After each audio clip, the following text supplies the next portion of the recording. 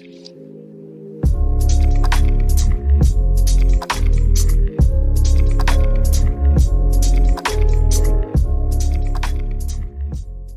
ons gesels hierdie week oor ons geestelike groei en wat se gewig ons optel om geestelik te kan groei, sodat ons kan word so wat Jesus Christus is.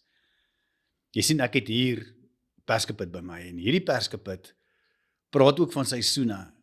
Perskebome groei in die somer, maar in die winter, wanneer dit nie maklik gaan nie, want dan nie baie water is nie, en temperature wissel en word koud, dan groei die wortels van daai boom, sodat daai perskeboom dieper geanker kan wees, sodat hy groter gewig kan dra in die natuur, beter vrugte kan voortlewer, presies dieselfde in ons lewens.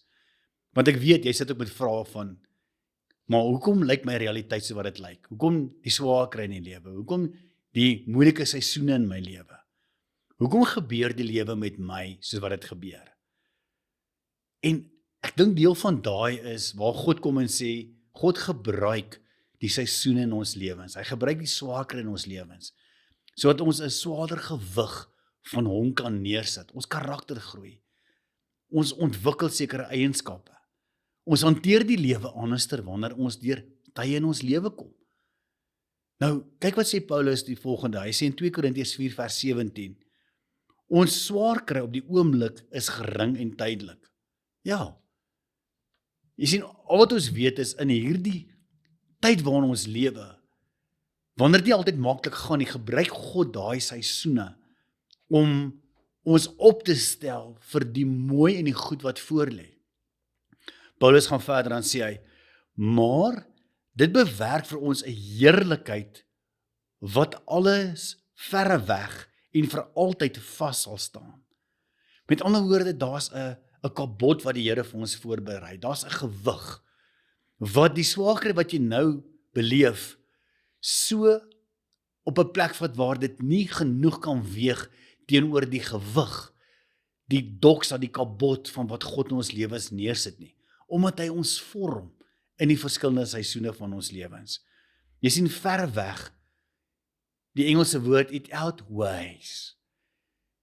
Die swaarkry weeg nie swaar genoeg teenoor die heerlikheid, die gewig wat God in ons lewens neersit, omdat ons groei nie. Want God wil hê dat ons moet wees so wat Jesus Christus is. Jy sien, ek en jy het 'n keuse.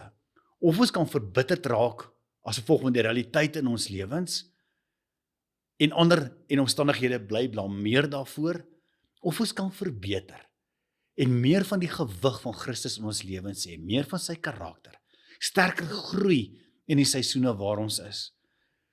Onthou, God se plan is altyd goed. So dit wat God oor my en jou beplan, is altyd goed.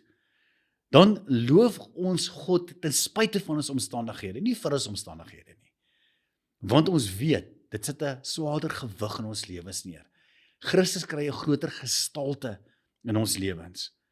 En dan wil ek vir jou vandag kom aanbeveel, weier om op te gee in hierdie lewe.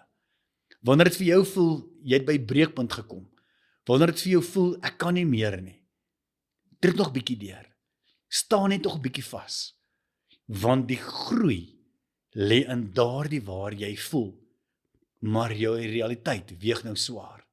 En maar onthou, daar's 'n swaarder gewig wat God koppel aan dit wat ewigheidswaarde het. En mag jy swaar groei in daai ewigheidswaarde wat God in jou lewe kon koppel. Vader, dankie vir wie U is. Dankie dat U 'n goeie Vader is, wat goeie bedoelings met ons het, en wat 'n goeie pad met ons wil stap.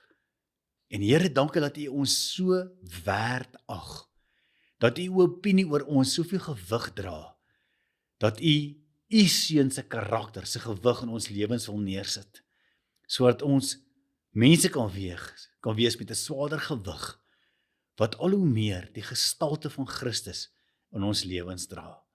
En Here, dank dat U vir ons die genade gee, om hierdie pad te kan stap, en dit te kan deursien, met die krag wat U vir ons gee, om deel te wees van 'n familie, wat saam met ons hierdie pad stap. Dankie daarvoor, Jesus. Amen.